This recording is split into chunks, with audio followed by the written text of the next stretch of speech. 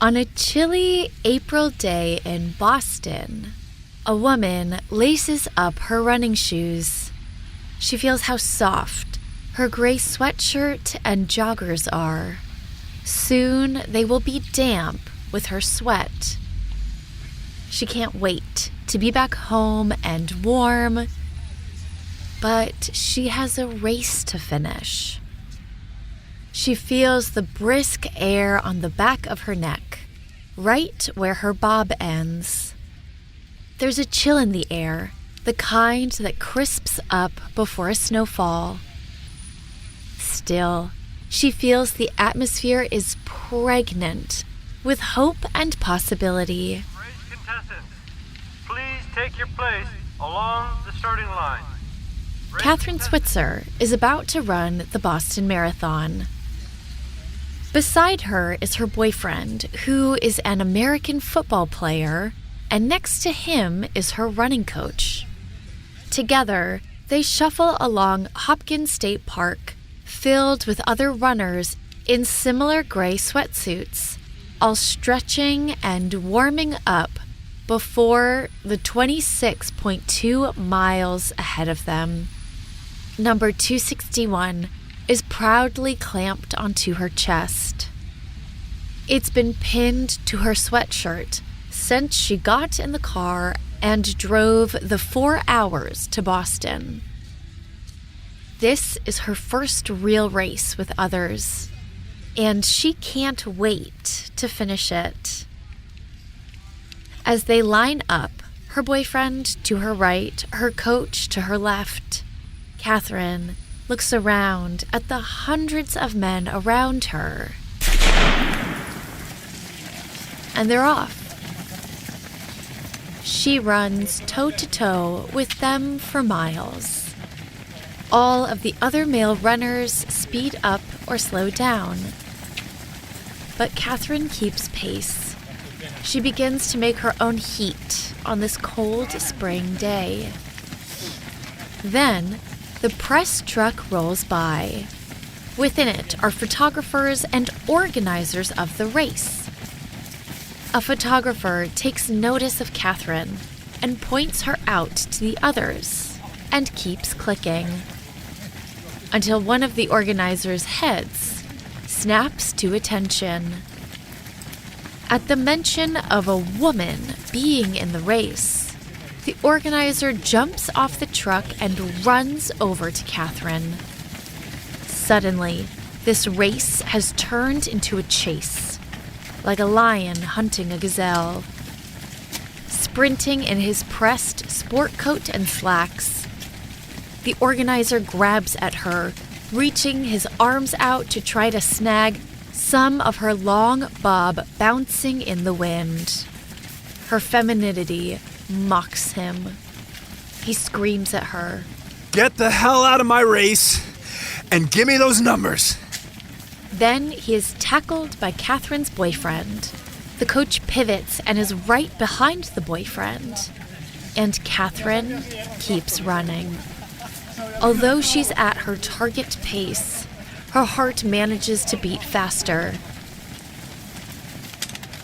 Eventually, her boyfriend and coach catch up with her. The reporters in the press yell things down at Catherine. Are you a suffragette? Are you a crusader? And she thinks to herself, I'm just trying to go for a run. Her coach asks if she wants to stop. Then she turns to him and declares that she has to finish this race. She started it for herself, but if she doesn't finish it, it will make all women look bad. People will believe that women can't do it, that they're not strong enough, or don't deserve to participate.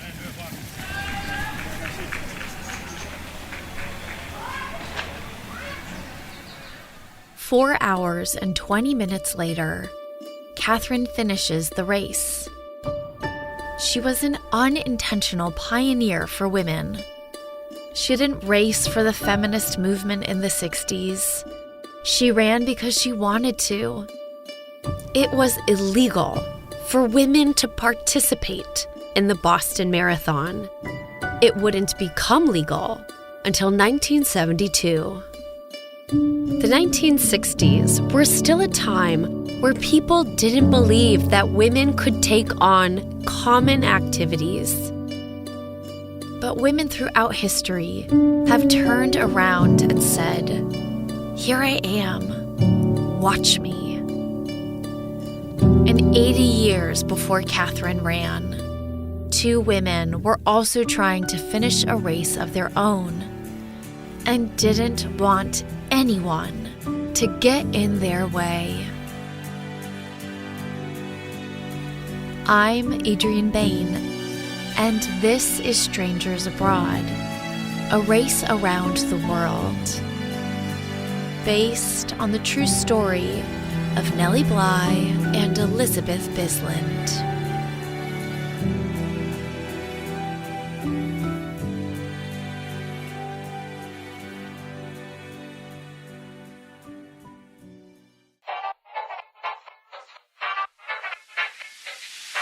As Nellie's steamship tugs along the Pacific, everyone in America starts to scramble. Readers gobbled up every word written about Nellie. The bets get higher, and the excitement is beginning to boil.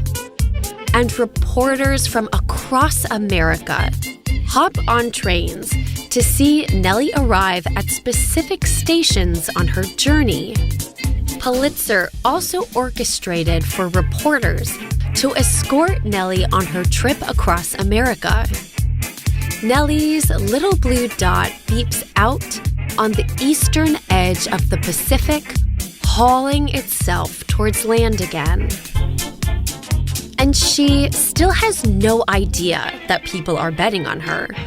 She believes she will have a quick and quiet ride across America. While everyone in the States is adjusting their schedules to see if they can watch this famous woman whoosh them by.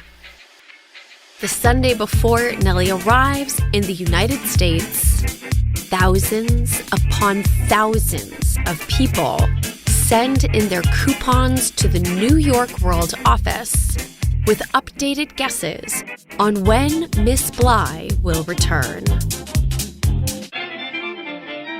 January 21st, day 68.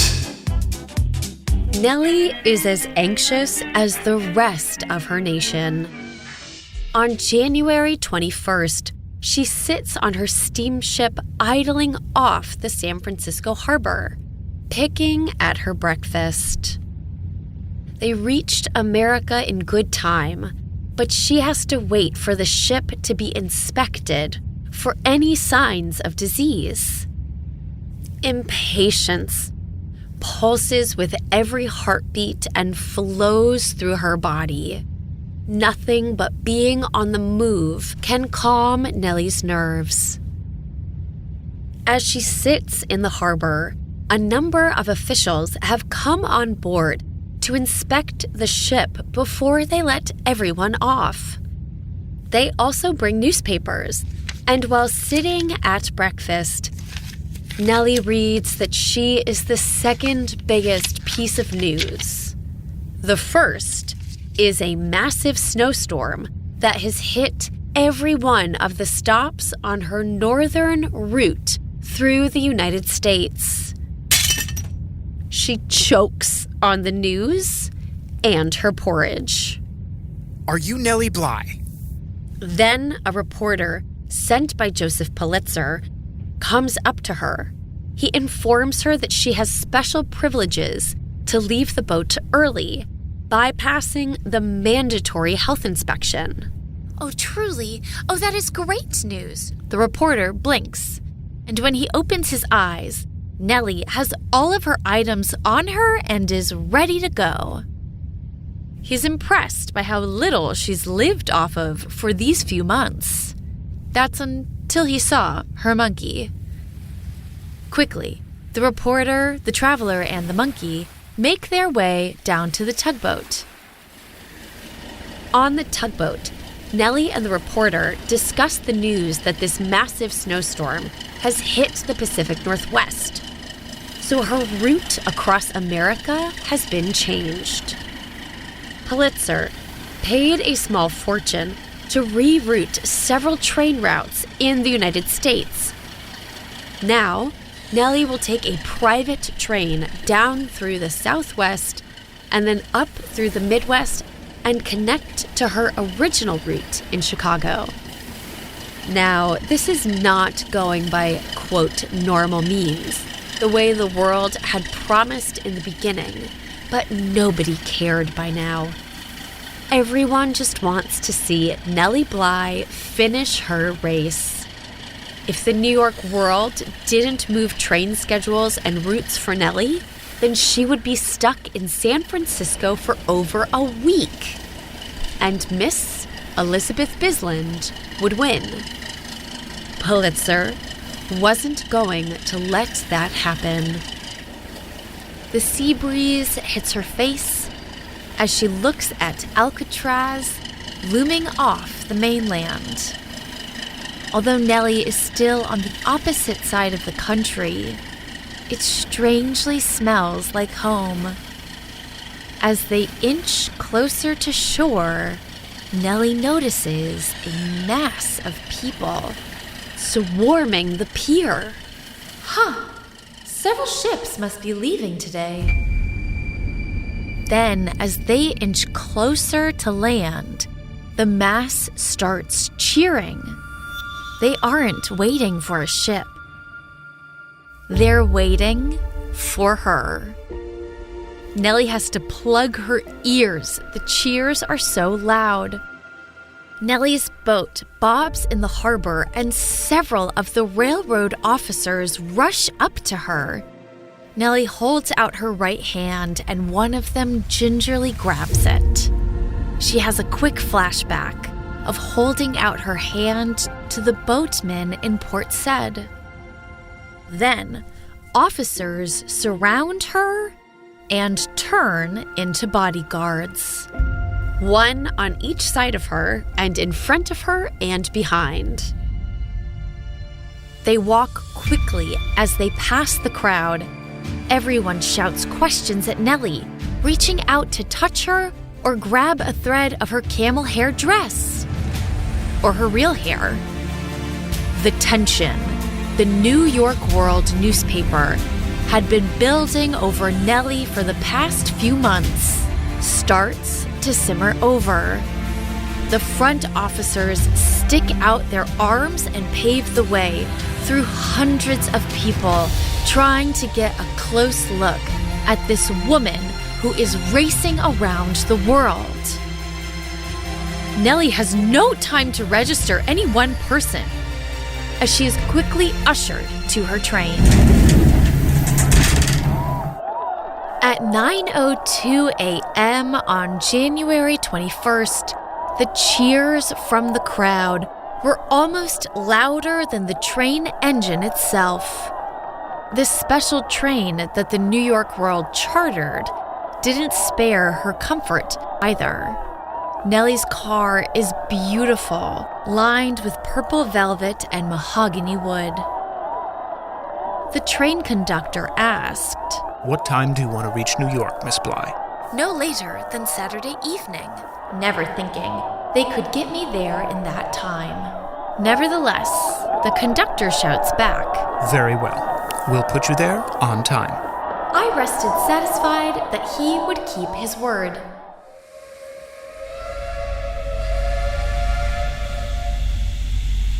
As Nellie picks out her seat and sits down by the window, she tilts the monkey cage so her monkey can see the countryside as they start heading south through California. It isn't just Nellie and this spunky conductor on the train. There are several other reporters, a telegraph operator, and a stenographer who could send the New York World a message directly, which they can then publish the next day. As the train pulls away from San Francisco, everything starts to settle for Nellie. the intensity of her itinerary switch, her landing back in America, and the wild excitement from the crowd. Had I known in advance, the special train was mine. Every newspaper man and woman who cared should have been my guest. One poor little newswoman did not see bed that night, so anxious she was for an interview which she did not get. I was so entirely ignorant of what was to be done with me on landing that I thought I was someone's guest until I was many miles away from San Francisco. As the California sun stretched over the San Joaquin Valley, the train runs down the track for 300 miles as straight as a sunbeam.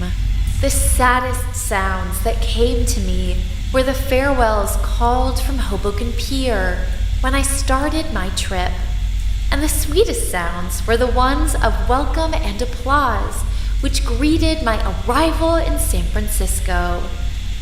Most of my journey has been by water, and most of that has been very rough. I have traveled nearly 16,000 miles on the seas, and am a pretty good sailor by this time. Just think of it.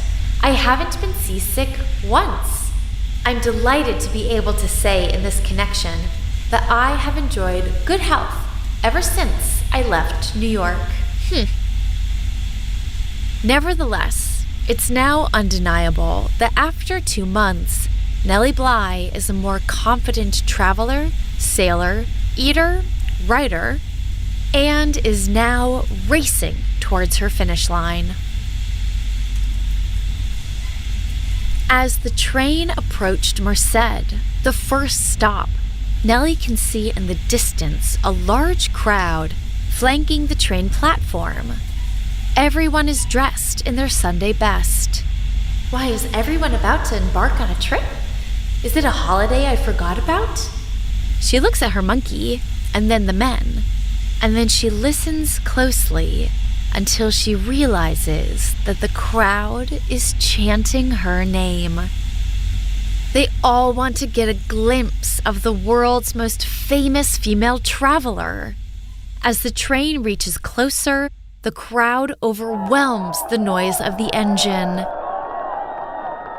By the time they stop, the crowd is so loud, it scares her more than the pickled head she saw in China. I supposed they were having a picnic and made some mark only to be told in reply that the people had come there to see me. Amazed at this information, I got up to answer the calls for me and went out to the back platform. A loud cheer which almost frightened me to death, and the band began to play Nellie Bly's Blue Eyes. A large tray of fruit, candy, and nuts, and a tribute of a dear little newsboy was passed to me, for which I was more grateful than had it been the gift of a king. Nellie's face lights up at this crowd. She turns away, arms filled with gifts, and heads back into the train with a massive smile across her face. She looks at the monkey, who is also in awe. And then they pull away and head to the next stop. I enjoyed the rapid motion of the train so much that I dreaded to think of the end. And the rapid motion of Americans rushing the train also does not end. During these 2 months, Nellie has been this anonymous woman, sharing cloudy stories about faraway lands. Now, anyone who could go out of their way to see her in the flesh does. She is more talked about than the First Lady. At the next stop, people stormed the vestibule. At Fresno, the next station, the town turned out to do me honor, and I was the happy recipient of exquisite fruits, wines, and flowers, all the products of Fresno County, California. The men who spoke to me were interested in my sunburnt nose, the delays I had experienced, and the number of miles I had traveled. The women wanted to examine my one dress, in which I had traveled around, and were anxious to know what was in my bag and all about the monkey. When the train refuels, Nellie stands at the back of the platform car, and as it pulls away, she waves her cap to the crowd that quickly got smaller and quieter the faster they pulled away. She watches as men throw up their hats and women raise their handkerchiefs. Miles down the road, the land begins to dry out. There's more space between trees. Beige and red replace green as the train speeds down to the Mojave Desert. At one station where we stopped, there was a large crowd, and when I appeared on the platform, one yell went up from them. There was one man on the outskirts of the crowd who shouted, Nellie Bly! Nellie Bly! I must get close to you! The commotion then centers on the man making his way through the crowd, his right hand raised, shoving women, toddlers, and old men out of the way. He got up to Nellie too fast for her to gather any fear. The crowd eventually felt as much curiosity as I did, for they made way for him to come to the platform. Nellie Bly, you must touch my hand. Anything to please the man. I reached over and touched his hand. It was sweaty and rough and meaty. Now you'll be successful. I have in my other hand the left hind foot of a rabbit.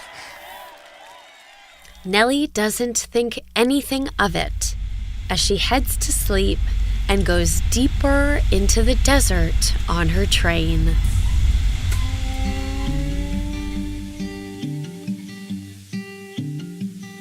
Day 68, January 22nd.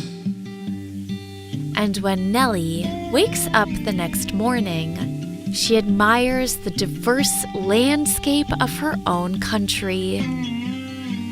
How it only took a few hours to change altitudes and climates. Arid land stretched out like the Pacific Ocean. At one point, to break up the monotony, the conductor beckons Nellie to get behind the throttle of the cab, and they let her drive 31 miles to Flagstaff. She told a reporter, "For a new engineer, the master mechanic said I was a rushing success." The train whizzes by the long stretches of red and purple mesas, with minty sagebrush clinging to the side, pushing up out of the earth. As they approach Flagstaff, the peaks of the San Francisco mountains loom in the distance. And when they arrive in the small town, she signs anything people hand her. Napkins, socks, babies' heads, and a big brass band plays her out.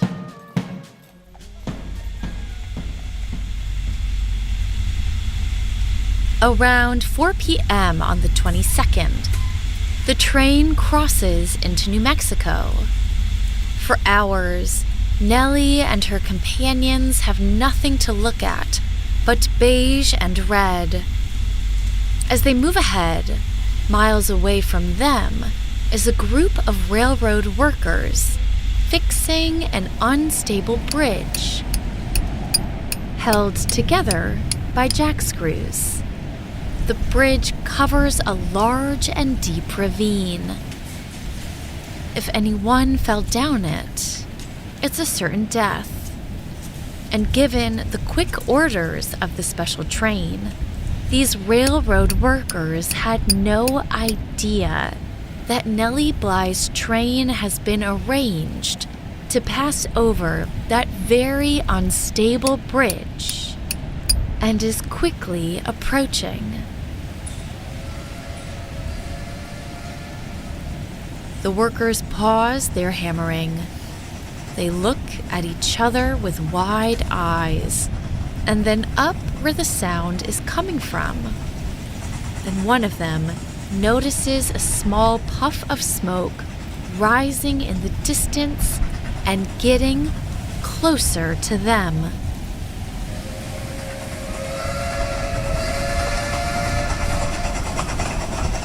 The tracks begin to tremble. All of the men's heads turned, paused, and quickly jump into action. They scramble to collect all of their tools and items. Once the train is in view, charging at them, the workers jump up and down to wave at this train coming at full speed. But with all of their effort, it's too late. The train conductor blindly passes the workers, thinking they're just cheering for Nellie, and drove the train straight towards the unstable bridge.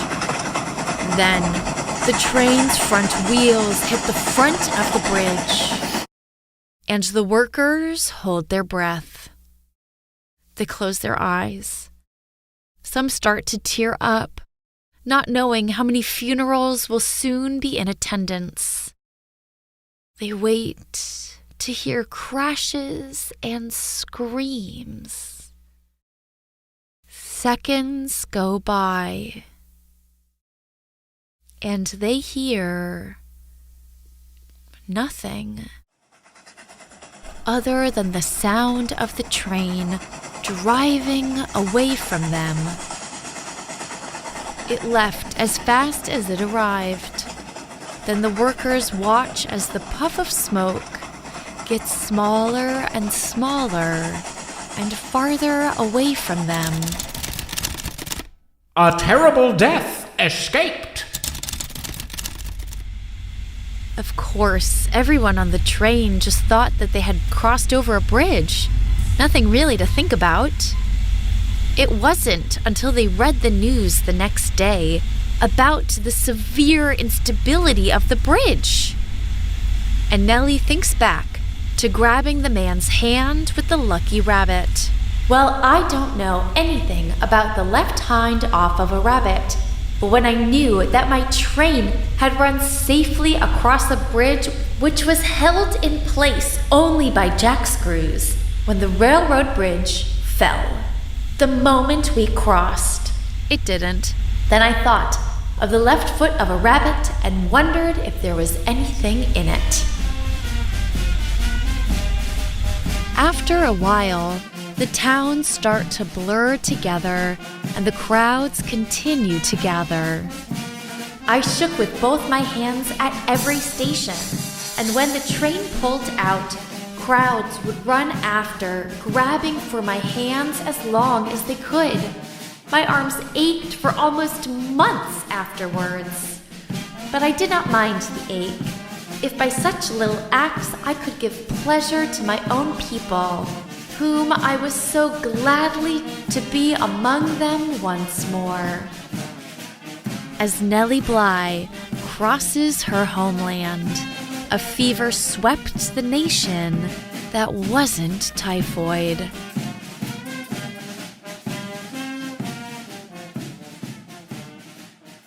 Day 69, January 23rd. Yes, early and often. The world's Earth circler is nearly halfway across the continent.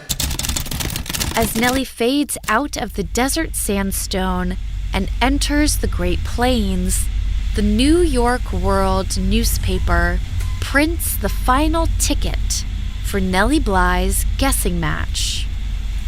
As Nellie continues to head east, she loses time. All of the stops and crowds and cheers blend together like the view from her window as she whooshes past on her high-speed train. Now firmly in the center of her country and winter, the crowds continued to gather at each passing station. No matter how cold or dark it became, the closer Nellie gets to her destination, the larger the crowd becomes. At Kansas, a man shouted out to her, Nellie, come out here and we'll elect you governor. I believe they would have done it if the splendid welcomes they gave me are any criterion. No matter the town, people were going off the rails. The celebrations didn't happen just at the train stops in between. Nellie receives telegrams of all kinds. They're addressed to Nellie Bly's train and came from all parts of the country, filled with words of cheer and praise at all hours of the day and night. I could not mention one place that was kinder than the other. Everyone enjoyed this once-in-a-lifetime event. And all of this attention must have broken Nellie's brain a little bit. On the days where she felt so alone out in the vast world, she had no idea a whole nation had been cheering her on the whole way. In a world that told women to pause, Nellie Bly will not be slowed down. The only moment Nellie sours is when reporters ask about the other woman. Looking up her plans, I care very little about it. The idea of taking this trip was entirely my own. I supposed the editor of the Cosmopolitan thought he could get some good advertising by taking advantage of the world's enterprise. But I don't think they'll be able to steal all of the thunder. Nellie speeds through the Midwest, and at every stop, Halston, Newton, Florence, Emporia, engines are changed quickly and messages are sent to clear the path of slower trains. The beige Midwest landscape blurs by her as the train thunders towards Chicago. Day 69, January 24th. Nellie entertains reporters from all over America that whole night. Then at 4 a.m., she tries to get some sleep before she reaches Chicago. Nellie arrives in Chicago at 7:05 a.m. on Friday, January 24th. Oh my God, Chicago is so close to New York. During the times where New York felt like it was a world away, it was almost unfathomable that the end is near. I probably slept 2 hours when the porter called me. We would soon be in Chicago. I dressed myself leisurely and drank the last drop of coffee there was left on our train. For we had been liberally entertaining everyone who cared to travel any distance with us. I was surprised upon opening the door of my stateroom to see the car was quite filled with good-looking men. Nellie fixes her bangs, pinches her cheeks, and puts on her flirty eyes. The men that occupied her train are part of the Chicago Press Club. The vice president of the club took charge of our little party, and before we were out, I answered all of their questions and we joked about my sunburned nose and discussed the merits of my one dress, the cleverness of the monkey, and I was feeling happy and at home, wishing I could stay all day in Chicago. She's taken to the press club and personally welcomed by the president. Nellie has this feeling that she only let herself feel in Japan, a desire to stay longer. Her anxiety had been cut in half by the speed of the railroad and the power of Pulitzer's pockets. Nellie has breakfast with the press club. Over a hearty American meal, she regales her travels to the men, and she jokes that her black and white coat is loud enough to leave an echo behind her. Once they're done with breakfast, she's taken to the Chicago Board of Trade. They bring her to the upper level, where she can lean over a railing the way she had done over so many ships, to look out at the school of men swimming around below her, trading stocks and estimating the economy.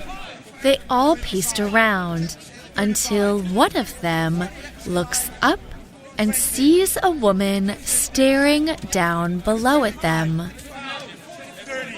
Just as we got there, a man raised his arm to yell something to the roaring crowd. When he saw me and yelled instead, It's Nellie Bly!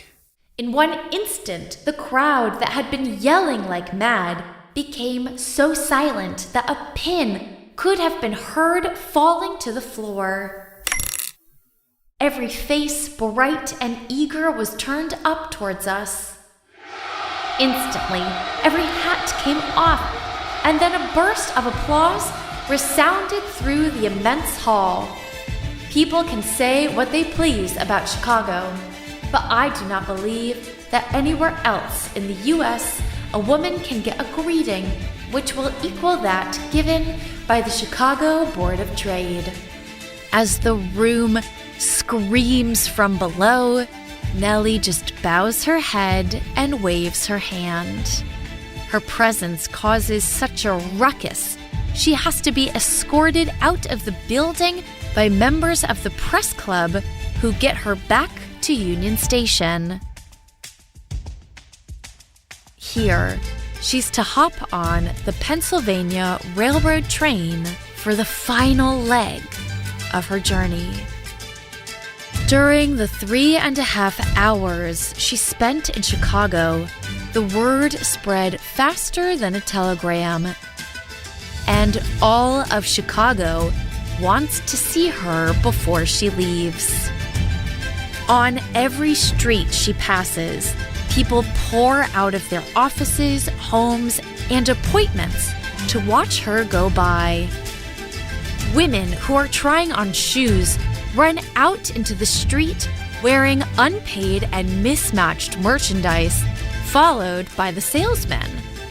Men getting their beards trimmed sprint out in their smocks with half a mustache cut and shaving cream on the other side of their face with their barber right behind them. Bicyclists crash into each other as Nellie passes them by.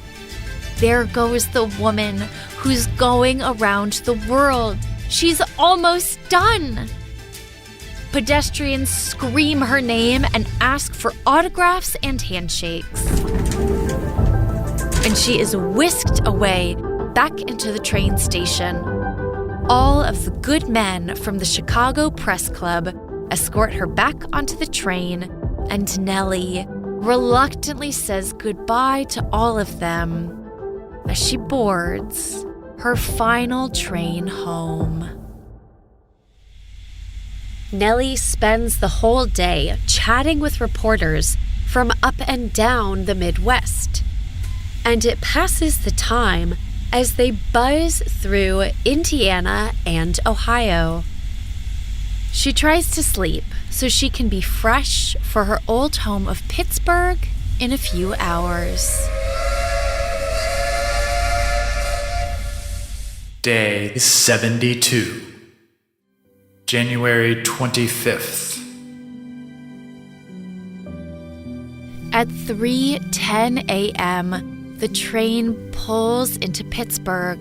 Nellie wakes up just as they arrive, puts on her coat, and walks to the edge of the platform.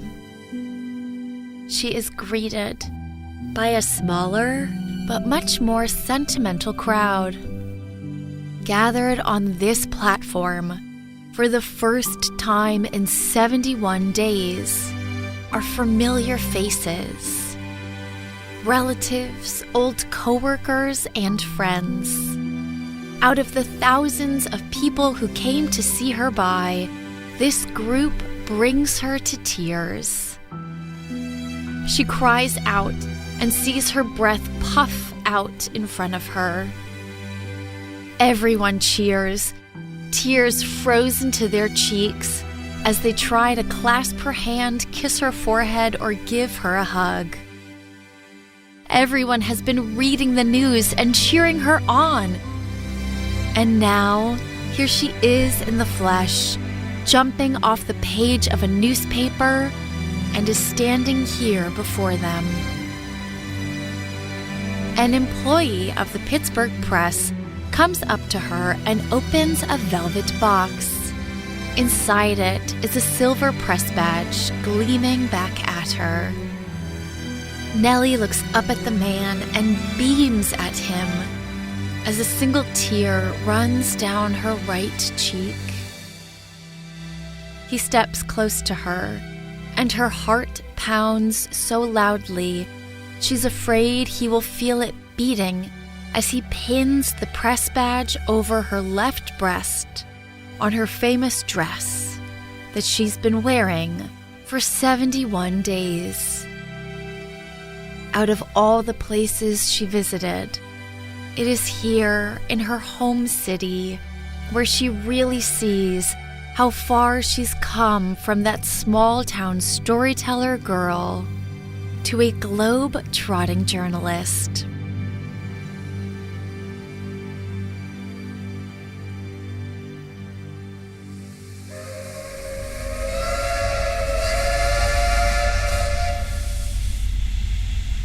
At 1:24 p.m. on January 24th, Nellie looks up to see 5,000 people waiting for her at Philadelphia's Broad Street station. The moment the train shudders to a full stop, workers begin to change the engines and a swarm of people storm the train platform, reminding Nellie of the streets of Canton. police officers clear everyone before they start a riot. As the crowd cheers and Nellie is busy shaking people's hands, suddenly the crowd parts to let a few people through. A number of Nellie's fellow coworkers from New York and friends appear out of the crowd. This little crew is to accompany her on her way back home. Nellie hugs each one of these new guests, relieved to see familiar faces. And at the tail end of this entourage is one man holding the arm of an older woman. They walk towards the front platform of the railroad car that Nellie is staying in. This older woman being helped onto the train is Nellie's mother. Mary Jane passes through the carriage, searching through all the well-dressed men for her baby. Then her eyes land on her daughter. Her motherly brain scans her child for changes. Her daughter is wearing the same blue dress and checkered coat, just like the last time she saw her. Only this time, the dress is much more worn through, and her daughter is tanner, with an undeniable glow about her. Nellie looks and can't believe it. She reaches out and takes her mother in her arms. "Oh, Mother, I'm so glad." The two hold each other for what feels like ages, making up for all the hugs they missed in those 72 days. All the anxiety her mother accumulated melts away. Mary Jane has a flashback of pushing Nellie out of her body, dressing her in pink, reading her stories, taking the train to Mexico, and seeing her daughter's new name in the headlines. The little girl she fed from her breast had just accomplished the unimaginable, and a whole nation has gone out of their way to see her daughter pass them by. Both women's hearts squeeze, but for vastly different reasons. They take a step back and look at each other. Their vision is a little blurry as light travels through their tears. They're crying because the worst could have happened, and it didn't. The world was well behaved and took care as Nellie passed through it. Suddenly, the train staggers out of the station.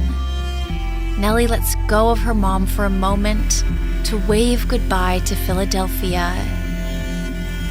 The view of everyone cheering for her is blurred out because of the tears in her eyes getting in her way. Nellie Bly will roll into Jersey City Railroad Depot this afternoon. The flying record of a day. A salute to be fired in New York and in Brooklyn.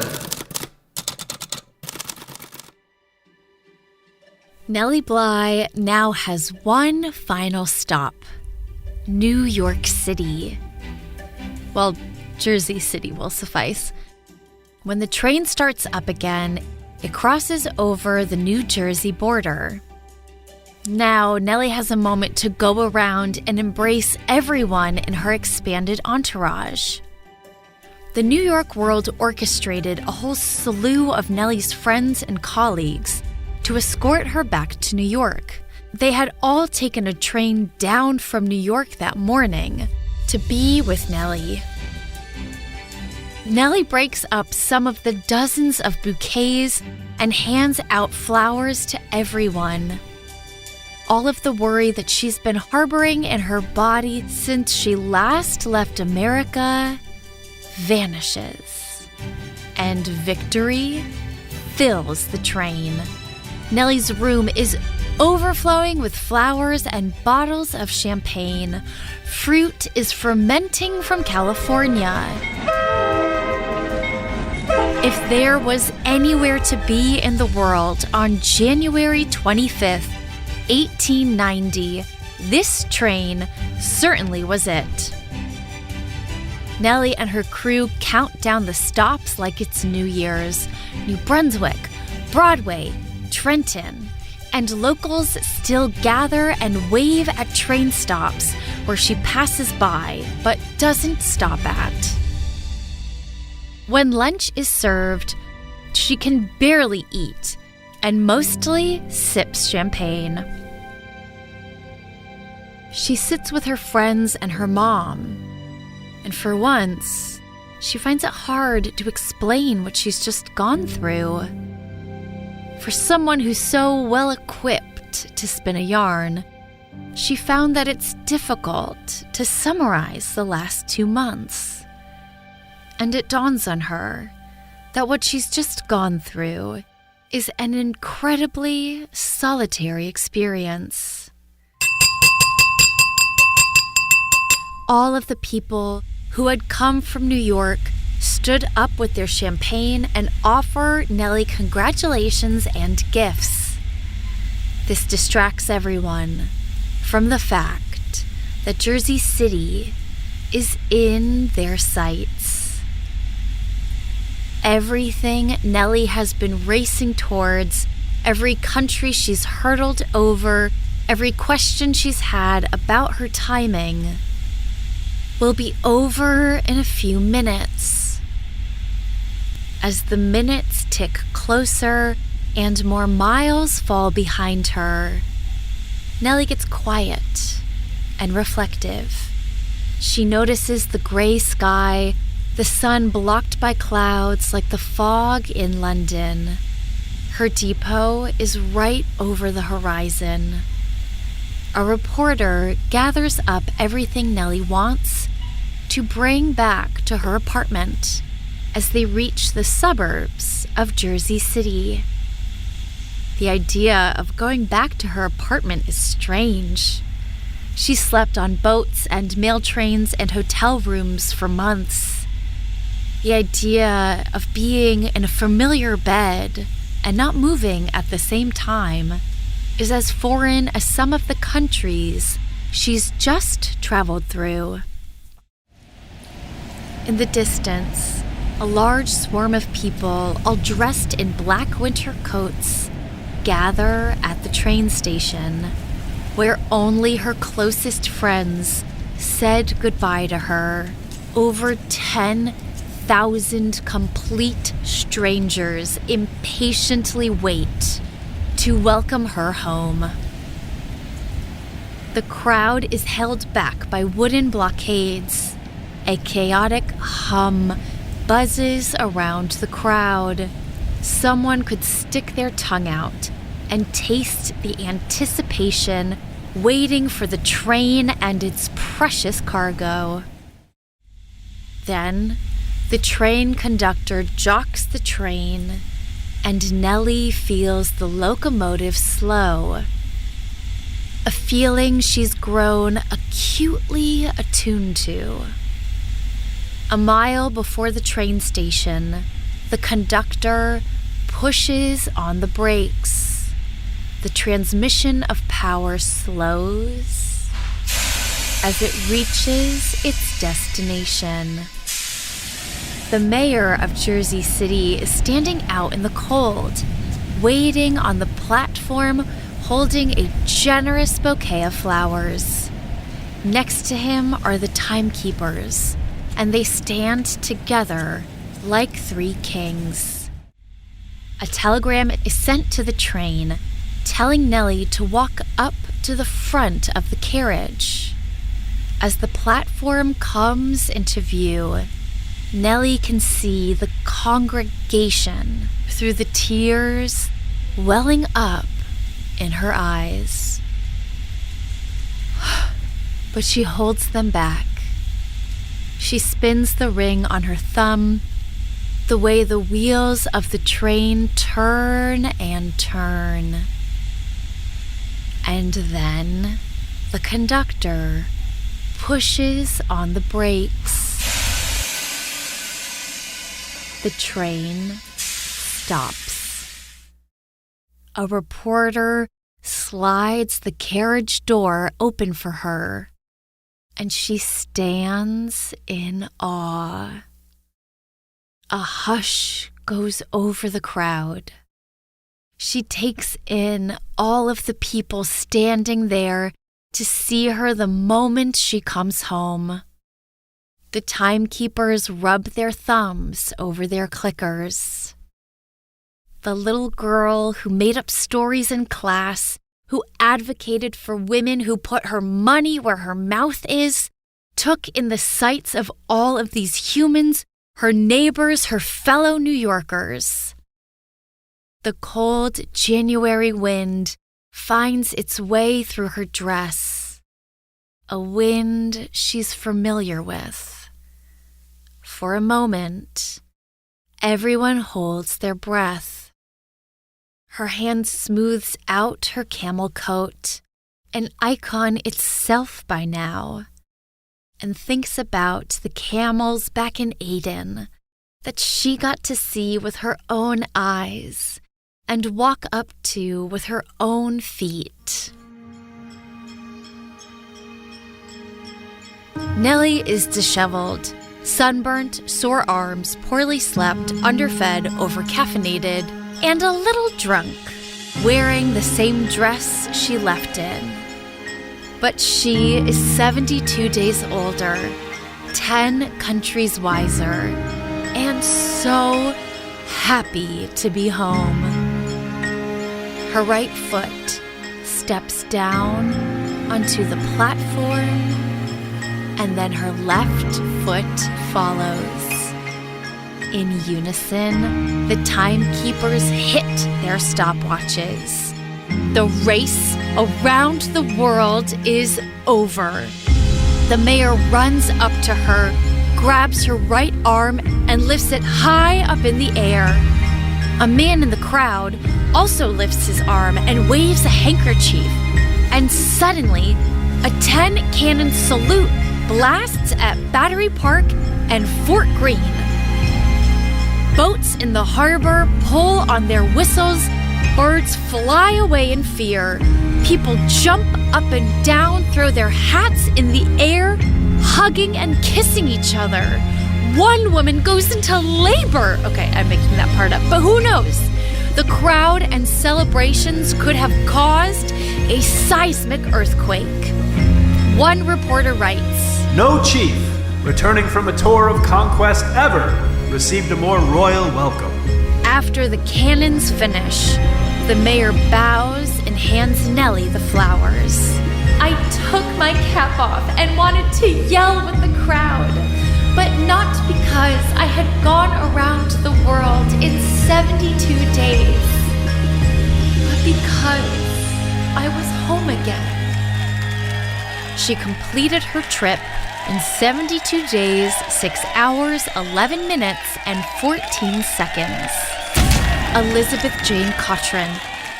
Pink Nellie Bly is officially the woman who broke a world record for going around the world. She traversed the 24,901 miles relatively unscathed. The crowd continues to cheer, and Nellie could have turned her back and done a trust fall into the mass and let them absorb and devour her.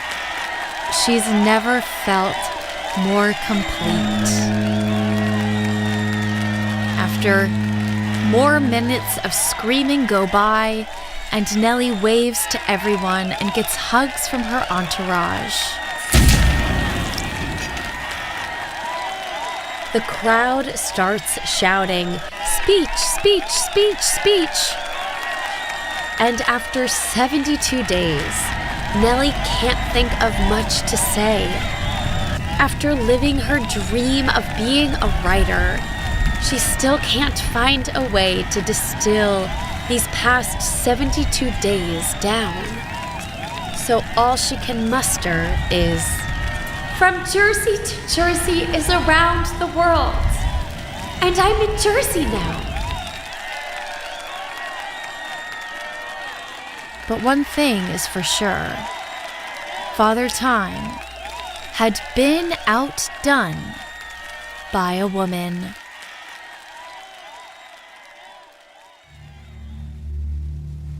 Day 76, January 30th. As the confetti, glitter, and champagne settles from Nellie's victory, the lumbering Bothana sluggishly crawls into New York Harbor on Thursday, January 30th. Liz feels a swell of pride and nostalgia, glee and relief. By the time Brooklyn bends on the horizon, Liz is nearly frostbitten, cold, damp, and out of bobby pins. She's far from the polished, refined Southern belle she was when she left. After over a week of being at sea, through the winter's fog, Liz suddenly spots Coney Island, the last broken strip off of Brooklyn. The water has smoothed itself into a bay, and a huge gray woman holding an uplifted torch awaits our coming. The immigrants regard her wonderfully, the symbol of liberty held aloft. Suddenly, a great flood of familiarity washes away the memory of the strange lands and people I have seen, and blots out all sense of time that has elapsed since I last saw all of this. I somehow know everything. The streets, the houses, the passerbys are looking at this moment as if I had turned away my head for an instant and now look back again. My duties, my interests, which have grown dim and shadowy in these last 2 months, take on shape, outlines, and become alive and real once more. I feel as if I have but sailed down the bay for an hour and was not returning. Liz's body is the same, but her mind is different. She's sad that the journey is over, but is relieved to finally be home. The Bothna entered the New York harbor at 1:30 p.m. at Pier 40 and crossed into New York territory at 10:10 a.m. There were no official timekeepers to welcome her because there were none when she left. Her flying trip around the world lasted 76 days, 16 hours, and 10 minutes. Nellie beat her by 4 days, but Elizabeth Bisland still went around the world in under 80 days. She does get a bit of fanfare. Hundreds of people congregate to see her back and accept second place. When she walks down the gangplank, her sister Molly is waiting for her. Elizabeth gasps and falls into her sister's arms. She had a feeling the other woman won, but it wasn't until her sister told her. Liz is a little bummed, even though she knows it wasn't her idea. It's like a sadness that overcomes a surrogate mother. Oh well. The wild goose chase is complete. And she discovers that she had been intentionally misdirected in France. It is not until reaching America that I discovered this is a mistake, and the transatlantic waited several hours. This change subjected me to inconvenience and to suffering, of the effects of which took much time to entirely recover. The cause of this false information was never satisfactorily ascertained, however, succeeded in lengthening the voyage 4 days. Molly then escorts her into her carriage, and they rush back to her apartment. On their respective days of return, when both women walk back into their apartments, they both open their doors and smell their homes. It brings them to their knees. Both apartments are filled with flowers, and both women share the same strange feeling that happens when you return home after months of being away. It's like waking up from a very vivid dream. Everything is the same. Their wood stoves, their desks, their beds. But somehow, everything feels a little smaller than they remember. It's the same size, but it is Nellie and Liz, who are now so much bigger. They both fall back into their beds that they left over 2 months ago. A bittersweet feeling creeps into their bedrooms. Soon, they'll go back to their routines, their publishing schedules, and their trunks and gripsacks will collect dust as they move on with their lives, but are forever altered. From here on out, on any sad or rainy day, both women can cheer themselves with the memories of their once wild adventures. Before we put a man on the moon, we sent 2 women around the world.